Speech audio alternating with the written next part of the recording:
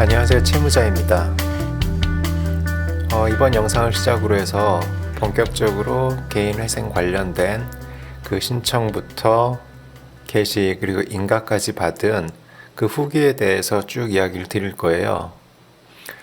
그러면서 그 전 과정을 이야기를 드리고 빚 때문에 굉장히 많이 고생하시는 다른 채무자 여러분들께서도 다른 사람의 경우를 한번 보시면서 간접 경험하고, 또한 제가 겪었던 중간에 있었던 여러 가지 불편한 사항이라든가 의문 사항들 때문에 마음고생하는 일이 여러분들께서는 없었으면 좋겠다, 그런 바람으로 이 영상들을 제작을 해봅니다.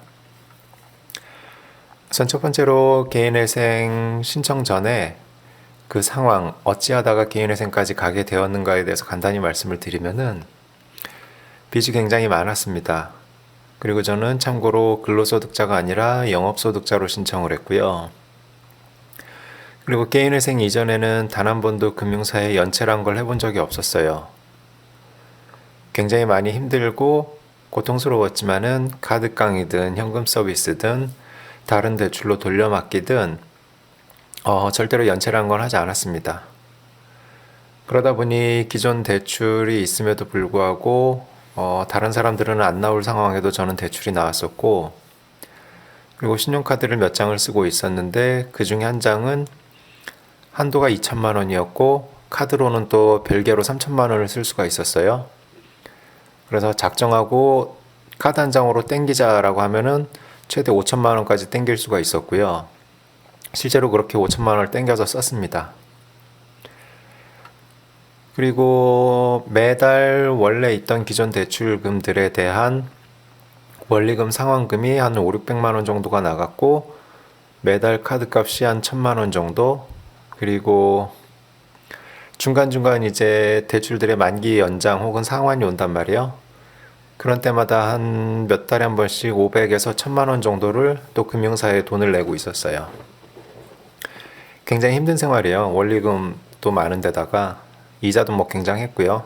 이자도 많이 나갈 때는 이자만도 한 달에 한 3, 400만 원, 원금이랑 상관없이 이자만 그런 정도 내고 있었고요.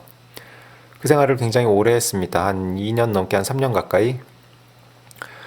그렇게 하면서도 연체 없이 버틸 수 있었던 거는 굉장한 돌려막기 신공이 있었고, 그리고 일정 부분 제가 받아야 될 매출 채권들도 있었단 말이에요. 그러면서 버티고 있었는데 이제 보이는 거예요. 왜냐면 이제 매출 채권이 굉장히 많이 줄어들었어요. 제가 받을 돈들이. 그러다 보니까는 향후 한 2, 3개월 내에 더 이상은 막을 방법이 없겠다라는 판단이 들더라고요.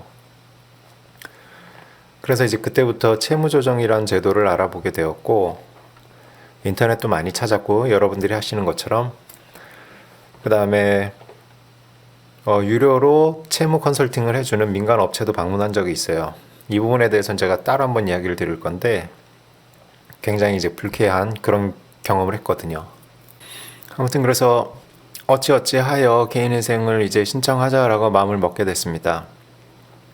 그 중간에 개인 워크아웃도 알아보고 뭐 파산도 알아보고 했었지만은, 우선 개인 워크아웃 같은 경우에는 저는 해당 사항이 없었어요. 왜냐면은 저 같은 경우에는 정책자금을 쓰고 있었던 게 있었거든요. 금액이 굉장히 큰.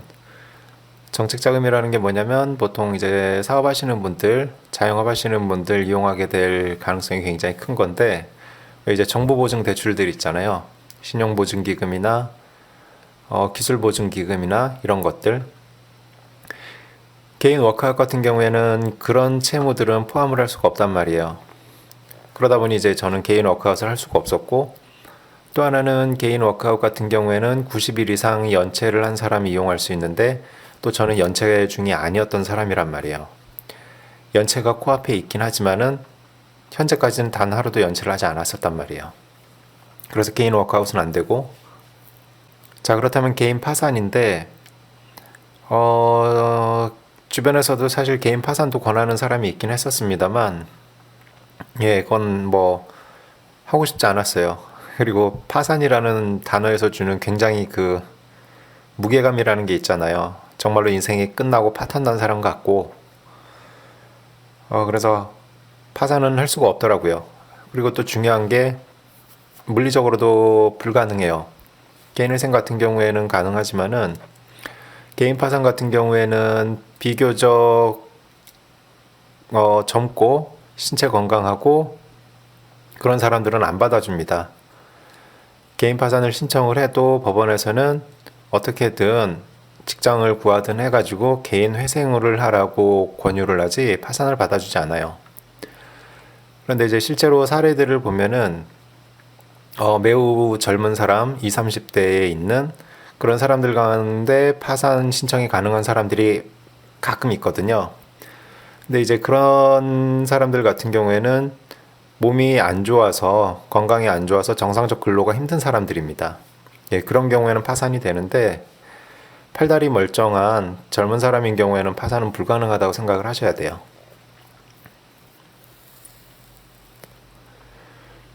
그래서 저는 개인회생을 이제 신청하자라고 마음을 먹게 됐어요.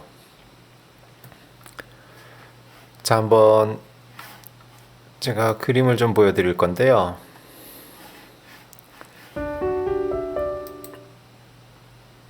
이게 제가 개인회생 신청하고자 하던 시기에 제가 가지고 있던 총 채무예요. 사실은 이보다 더 많았지만은 그나마 이제 많이 줄어든 상황이었거든요. 여러 가지 대출들이 있었죠. 우선은 중요한 부분이 저는 법원에서 정한 기준에 매우 부합하는 성실한 채무자였습니다. 그 말은 무엇이냐면 제가 금융사든 혹은 뭐 지인들이든 돈을 빌려서 헛된 곳에 쓴 것은 한 푼도 없었어요. 그래서 뭐 도박을 했다든가 주식을 했다든가 혹은 뭐 유흥 과소비 이런 식으로 쓴 돈이 정말로 한 푼도 없었습니다. 제가 빚내서 썼던 돈들은 직원들 월급 주고 그리고 뭐 운영자금으로 사용하고 뭐 인테리어 하고 이런 식으로 썼던 돈들이었지 허투루 쓴 돈은 단 한 푼도 없었어요. 그리고 그 채무의 사용 용도에 대해서는 일단은 법원에서 나쁘게 볼 상황이 하나도 없었고요. 그리고 또 하나는 중요한 게 거의 한 3년 가까이 되는 시간 동안 단 한 번도 연체하지 않으면서 정말로 성실하게 금융사의 모든 빚을 갚으려고 노력을 하고 있었단 말이에요. 그리고 또 하나는 그렇게 사업 활동하면서 세금을 체납한 적이 또 한 번도 없었어요. 예, 국세 체납 하나도 없었고 그리고 당시 지방세 체납도 단 한 건도 없었습니다. 그러다 보니 법원에서도 되게 잘 봐준 것 같고요.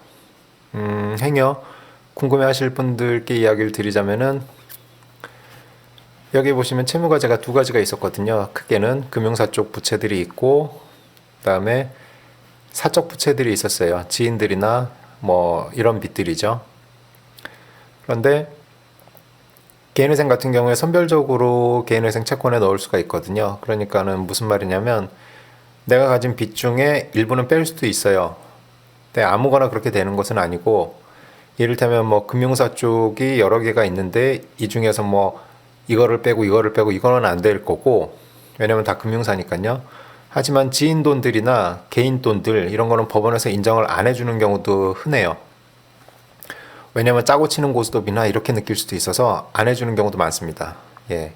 그래서 저는 지인 돈, 개인 돈은 넣지 않았어요. 왜냐면 인간관계가 끝나잖아요. 그래도 제가 잘 될 때 제 얼굴 보고 돈을 빌려준 사람들인데 그런 사람들의 돈을 개인회생을 할 수는 없었어요. 그냥 끝나는 거니까 그냥 관계가.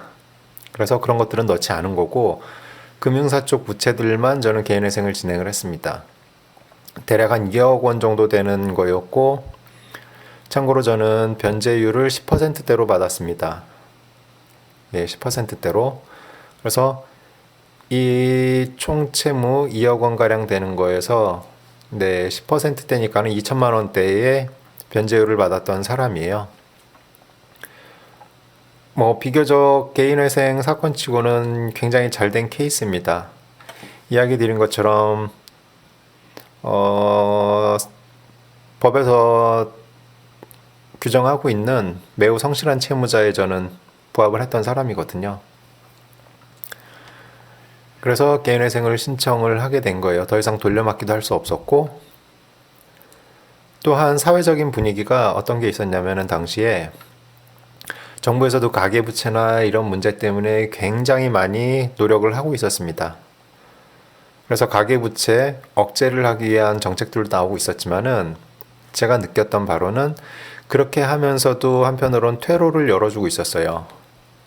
어떤 과도한 빚 때문에 고생하고 있는 다중채무, 한계 채무자들을 위해서요.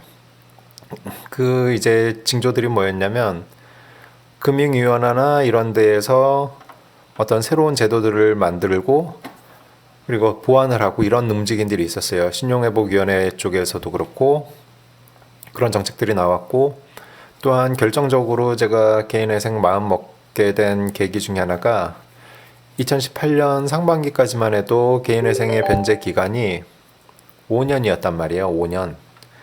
그랬는데 그게 이제 2018년 하반기부터는 법이 개정이 되어서 3년으로 단축이 되었습니다. 5년과 3년은 굉장히 큰 차이예요. 정말로.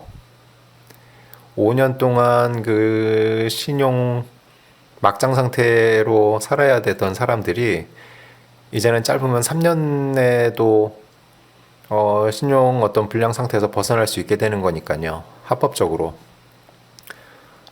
제가 다른 영상에서도 이야기 드렸지만은 그렇다고 해서 모든 사람이 3년 36개월의 변제 기간으로 개인회생을 진행하게 되지는 않습니다.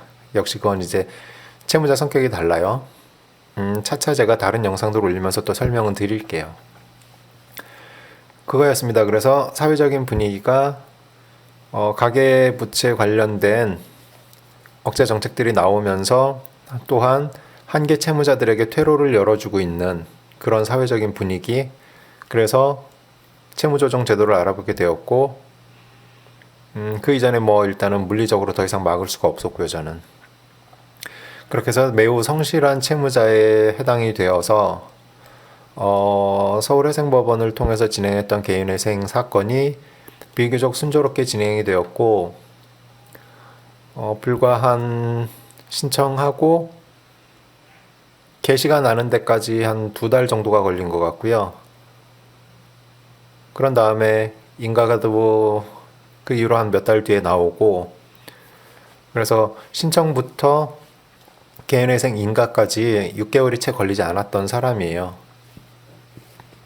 타 지역에서 굉장히 오랫동안 시간 들이면서 고생했던 분들에 비하면 매우 잘된 케이스입니다. 하여튼 이런 정도가 제가 개인회생을 신청하기 전의 상황이었고요. 다음번 영상에서는 이제 실제로 개인회생을 신청을 하게 되는 시점에 대한 이야기를 좀 드릴게요.